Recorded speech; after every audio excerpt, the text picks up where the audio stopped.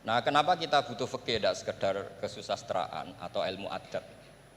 Karena ada tafsir atau fikih dalam Quran yang mau tidak mau harus difikihkan. Misalnya begini, wa antasma'u bainal ukhtain. Kamu tidak boleh menikahi sekaligus mbak dan adiknya atau adiknya dan mbaknya. Jika Anda berpikir Quran itu hanya Quran, maka berarti apa boleh menikahi misalnya Sri dengan buliknya, Sri dengan budenya. Padahal tidak boleh juga. Tapi faktanya Quran hanya ngendikan wa antasma'u bainal ukhtain. Sebab itu zaman Rasulullah SAW sugeng itu nambahi wala binal mar'ati wa ammatiha wala binal mar'ati wa kholatiha.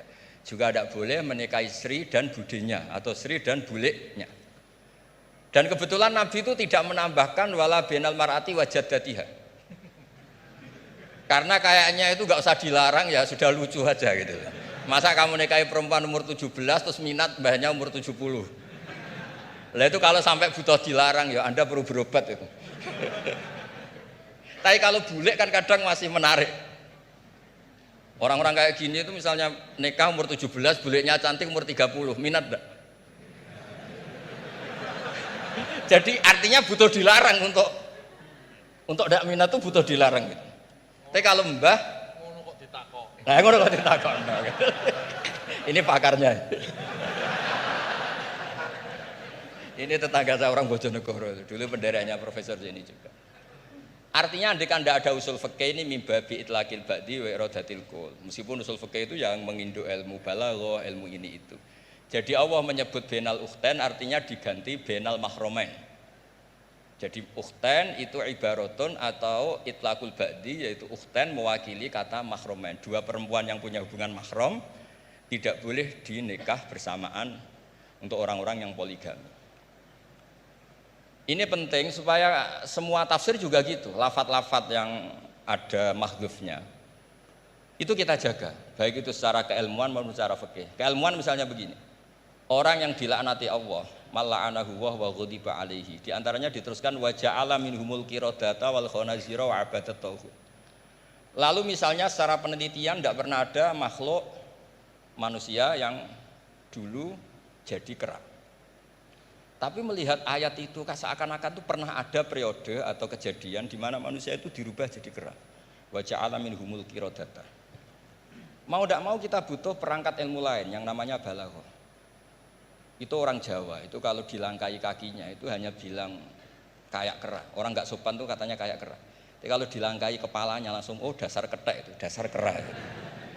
Artinya dalam ilmu tasbih, kalau kemiripannya itu biasa, itu masih disebut ka, seperti. Tapi kalau mirip banget perilakunya itu kafnya dibuang. Sehingga orang yang tuli banget terhadap kebenaran, Allah bilang summum bukmun umyun. Orang kafir itu summun, tuli misalnya. Bukmun ada bisu. Padahal faktanya mereka bisa mendengar, bisa ngomong, bisa bicara. Tapi saking tidak pernahnya mau mendengar kebenaran, di redakseknya summun, bukan kasumi tapi summun. Begitu juga di bab madah memuji. Kalau orang agak ganteng, mungkin saya kalau muji Mas Masdi hanya kalkomar, muji Pak Rektor paling ya kalkomar. Tapi kalau muji Nabi langsung komarun, anta samsun, anta bedrun, karena gantengnya kelewat, sehingga kaf tasbih seperti ini itu dibuang. Nah, andai kan tidak ada fakta manusia itu pernah dirubah jadi kera di era itu, andai kan itu nggak ada, kita sendiri juga nggak tahu. Kita masih bisa menganalisis dengan teori balaghah tadi, wa ja'ala minhumul qiradata kal qiradah. Mereka atau mislal qirodah, mereka dijadikan Allah laksana kera, tidak berakhlak, tidak beretika, tidak bermoral.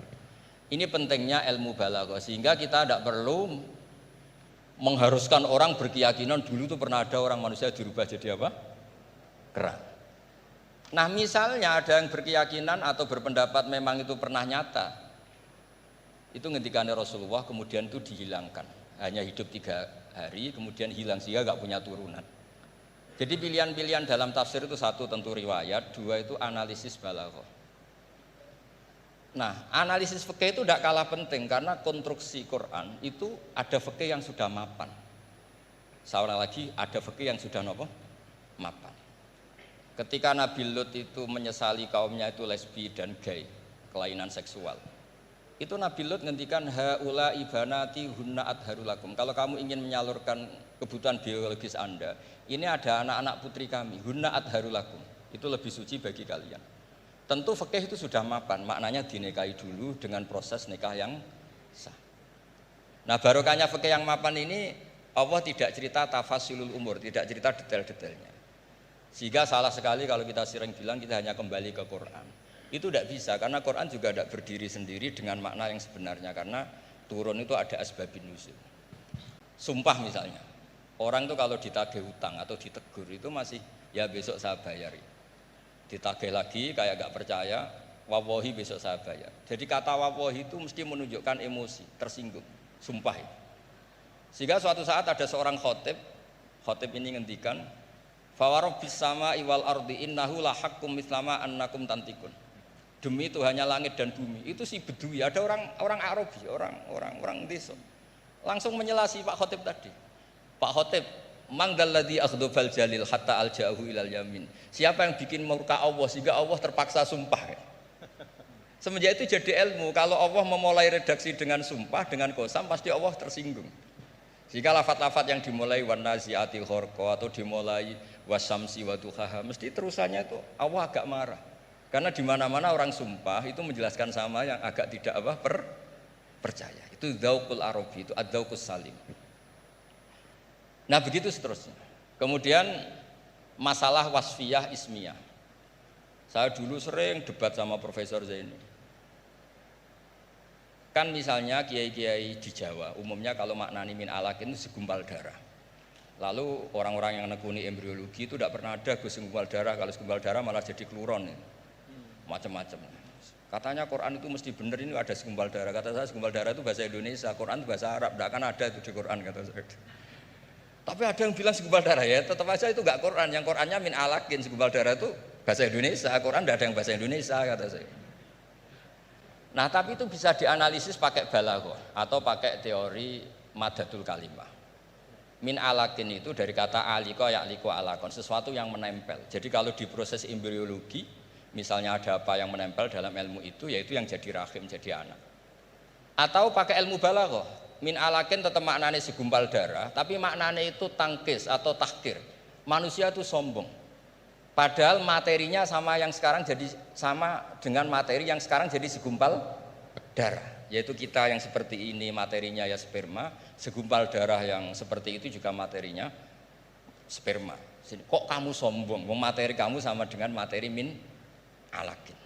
Itu persis dengan adatul Arab kalau sedang mencibir orang yang sombong. Itu kalau orang Arab bilang antal ladzi kharasta min makhrajil bauli marratan, kata orang Arab. Kamu adalah manusia yang keluar dari jalannya kencing 2 kali. Keluar dari penis lelaki ya lewat jalur kencing, keluar dari ibunya juga lewat jalur kencing. Supaya orang enggak sombong itu orang Arab bilang antal ladzi kharasta min makhrajil bauli marratan.